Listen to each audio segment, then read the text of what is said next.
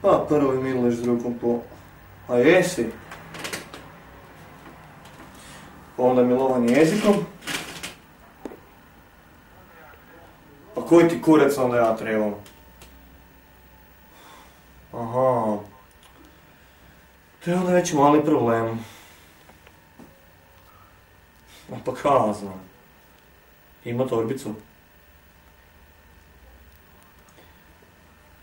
V torbici se obično nalaze razne osobne stvari. Između ostalog i osobna iskaznica. No okej. Pozdrav.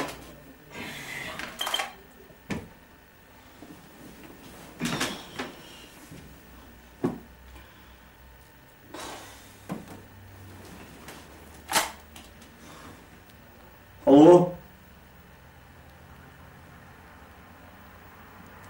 Ne čovječe, pa te moraš zvati za svaki kurac. Jesi? I kaj piše na osobnoj? Nego? Kuj frajer? Homofobičar! I kaj ne? Ja sam jedno vrijeme nosio sliku pesa novčaniku, pa mi nije bilo ljubavni partner.